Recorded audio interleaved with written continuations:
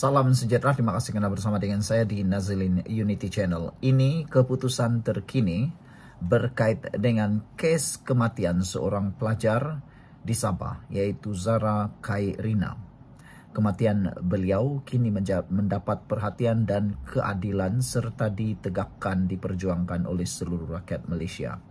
30 juta rakyat Malaysia berganding bahu bersatu padu untuk menuntut keadilan untuk Zara. Sebelum kita teruskan, jangan lupa tinggalkan komen Anda dengan tanda pagar solidariti untuk Zara. Saudara, hari ini keputusan akhirnya diumumkan bahawa pengetua warden sekolah Zara telah pun dipindahkan ke JPN. Kementerian Pendidikan KPM akan menempatkan sementara peguam, penolong kanan hal ehwal murid dan semua warden Sekolah Menengah Kebangsaan Tun Datu Mustafa di Jabatan Pendidikan Negeri JPN Sabah. Kementerian Pendidikan dalam satu kenyataan memaklumkan keputusan itu diambil susulan pengumuman pihak polis bahawa pasukan petugas khas Bukit Aman telah mengambil alih siasatan kes kematian pelajar sekolah berkenaan iaitu Zara Khairina Mahathir. KPM juga akan memberi kerjasama sepenuhnya kepada pihak berkuasa bagi memastikan siasatan dilaksanakan secara menyeluruh, teliti dan tuntas. Sebagaimana yang telah ditegaskan, kes tersebut merupakan keutamaan KPM pada masa ini. KPM berharap siasatan telus dan sepenuhnya dapat dilaksanakan demi keadilan buat keluarga serta semua pihak terlibat. Jelas kenyataan itu. Sebelum kita teruskan ulasan ini, saya perkenalkan dulu kepada anda semua, ini terapi imun transfer factor for life. Terapi imun yang meningkatkan daya imun badan kita sehingga 400% secara umum dan ringkasnya. Apabila imun badan kita lemah, apabila imun badan kita jadi bodoh, kita tidak sembuh dari semua jenis penyakit. Tetapi apabila imun badan kita diperkuat, diajar menjadi bijaksana, semua jenis penyakit boleh ditangani dengan kekuatan dan kebijaksanaan imun badan kita. Cepat dapatkan produk yang hebat ini melalui nombor telefon saya yang tertera. Produk ini lulus KKM, diperakui oleh dokter-dokter di seluruh dunia dan di Malaysia, dan juga halal. Kalau anda sudah berdoa lama untuk kesembuhan dan pengekalan kesehatan anda, ini jawapan yang Tuhan sediakan bagi anda semua. Saudara-saudara sekalian, menurut kenyataan rasmi daripada KPM, sebagaimana yang telah ditegaskan, kes tersebut merupakan keutamaan KPM pada masa ini.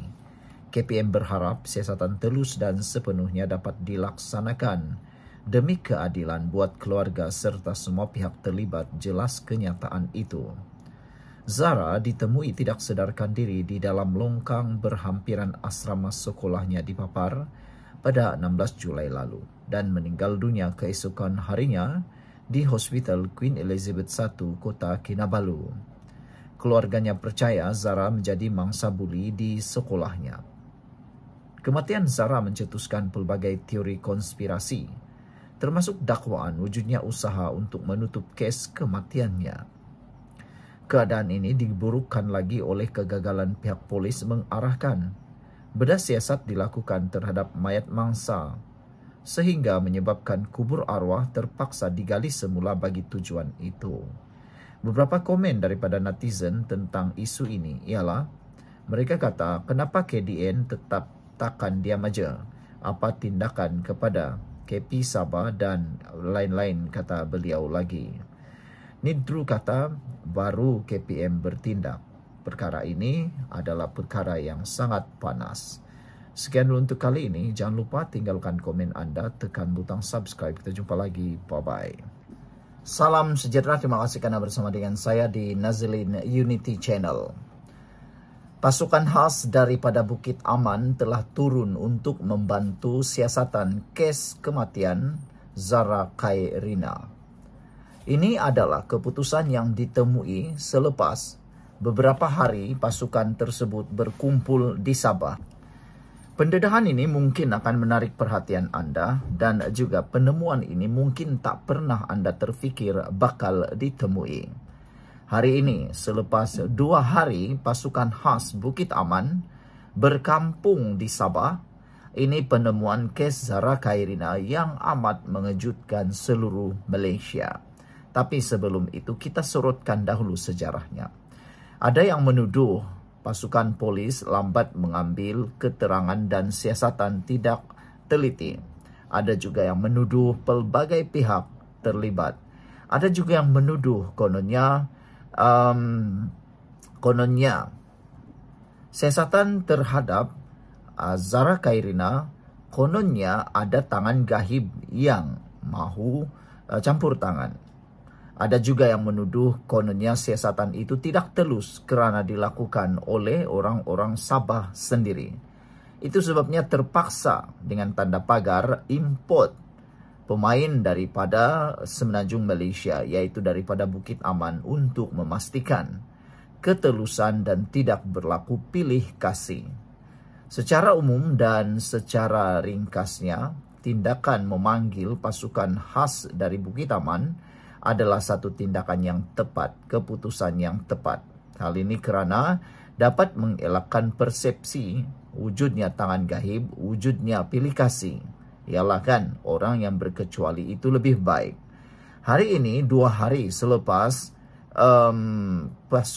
ketibaan pasukan khas Bukit Aman dikerahkan, ini yang berlaku, ini yang ditemui. Pertama, penubuhan pasukan khas Bukit Aman telah diadakan pada 11 Ogos 2025.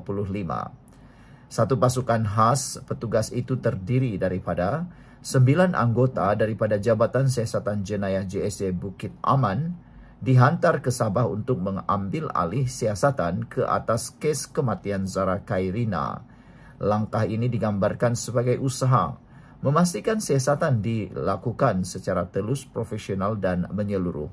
Sebelum kita teruskan ulasan ini, jangan lupa tinggalkan komen anda dengan tanda pagar Kami Sayang Malaysia. Dan saya perkenalkan dulu kepada anda semua, ini terapi imun Transfer Factor for Life.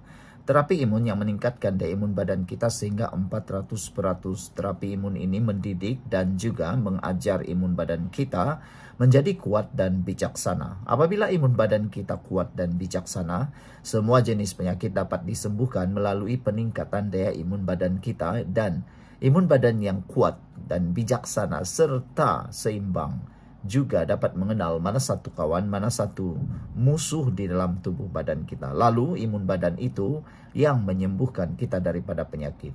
Dapatkan produk yang hebat ini melalui nombor telefon saya yang tertera, dan produk ini lulus KKM, halal dan juga diperakui oleh doktor-doktor di seluruh dunia dan di Malaysia. Cepat dapatkannya sekarang. Mungkin ini ialah jalan keluar penyembuhan penyakit yang Tuhan tunjuk pada anda hari ini. Jangan abaikannya. Hubungi nombor telefon saya dengan segera untuk mendapatkan khidmat nasihat. Saudara-saudara sekalian, penemuan seterusnya yang kedua ialah postmortem telah pun dilaksanakan pada 10 Ogos 2025. Sebenarnya, postmortem atau bedah siasat telah dilaksanakan sehari sebelum penubuhan pasukan khas itu, iaitu pada 10 Ogos 2025, bermula dari jam 11 pagi dan selesai sekitar jam 7.30 malam di Hospital Queen Elizabeth I, Kota Kinabalu. Zara Khairina kemudian dikebumikan semula awal pagi berikutnya. Saudara-saudara sekalian, yang menjadi tanda tanya besar netizen sehingga ke waktu ini ialah mengapa tidak dibuat bedah siasat selepas Zara Khairina didapati meninggal dunia. Ada yang tertanya-tanya, kenapa tidak dibuat bedah siasat sebelum dikebumikan? Inilah yang menjadikan pelbagai timbul spekulasi. Pada pendapat ramai netizen, kalaulah bedah siasat itu dilaksanakan sebelum dikebumikan, pasti Himpunan Solidariti, Himpunan Keadilan untuk Zara tidak akan menjadi lebih besar. Tapi oleh kerana berlaku kelewatan dan tidak ada bedah siasat peringkat awal, telah menimbulkan pelbagai spekulasi persepsi negatif daripada kalangan netizen, ditambah teruk lagi oleh penyebaran berita palsu dan fitnah di media sosial. Pelbagai spekulasi andaian telah mula menular di mana-mana. Ada yang mengatakan kerana ada tangan gaib lah, disusun aturlah dan sebagainya. Semua itu tidak benar menurut peguam. Ketiga, peguam sendiri menyaksikan proses postmortem tersebut. Peguam keluarga hadir dan menyaksikan keseluruhan proses postmortem yang berlangsung selama 8 jam.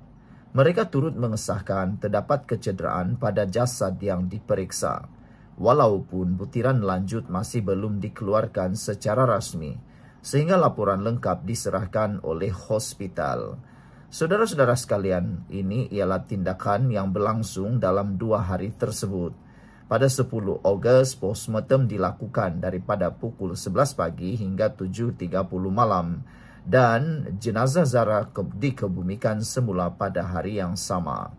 Pada 11 Ogos, pasukan khas JSJ Bukit Aman dihantar ke Sabah untuk mengambil alih siasatan. Pada 11 hingga 12 Ogos pula, proses penyerahan laporan rasmi bedah siasat masih belum selesai. Peguam menunggu laporan lengkap.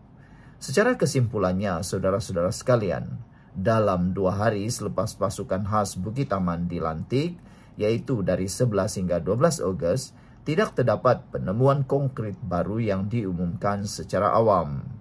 Tumpuan utama ketika itu adalah kepada pelaksanaan postmortem, proses pematuhan prosedur undang-undang, dan penubuhan pasukan khas penyiasat yang baru oleh PDRM. Sekian untuk kali ini, jangan lupa tinggalkan komen Anda, tekan butang subscribe, bye-bye.